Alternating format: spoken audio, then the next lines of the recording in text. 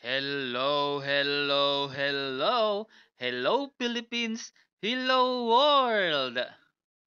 Panibagong buhay, panibagong pag-asa. Alam nyo mga kalabs, natutuwa talaga ako. Pati mga malilit na bata ginagaya ko. Charot. Ginagaya nila pati ang intro ko. Hello, hello, hello. Hello Philippines, hello world. Charot. Pagbalik ko sa Tondo, makikita ko na ang dating kasamahan ko sa choir. Mga kasamahan ko sa DSWD Daycare Center. Namimiss ko din sila.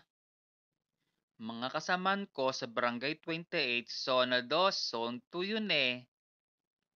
Kung di nyo po naitatanong, dati po akong konsihal sa barangay namin. Barangay counselor ako eh. Ang puso ko para po sa community po talaga.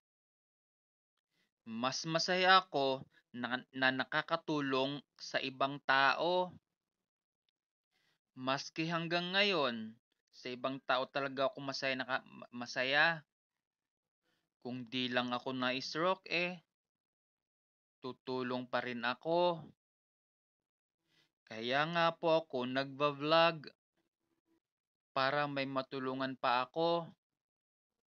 Kahit konti, basta makatulong. Kaya sinisipagan ko pa ang pagba-vlog. Maraming lumalapit sa akin.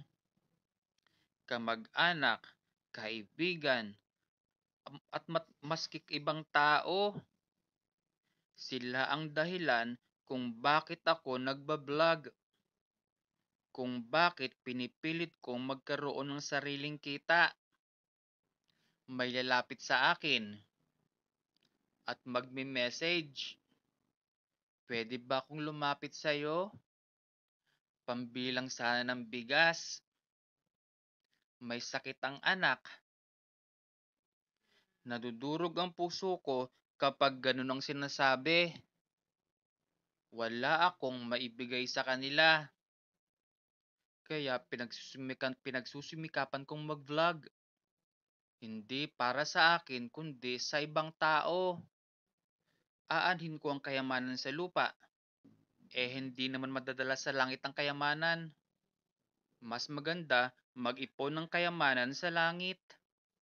Dahil lahat tayo ay mawawala dito sa mundo. Lahat ng maiiwan mo dito ay mawawala rin sa'yo. At iba na rin ang magmamay-ari ng pinaghirapan mo. Kaya tayo mga kalabs, sundin natin ang utos ni Ama, ang ang tulungan ang mga nangangailangan ng tulong. O paano mga kalabs, hanggang dito na lamang at mahaba pa ang ating pagsasamahan. Charot! Bye-bye mga kalabs! See you!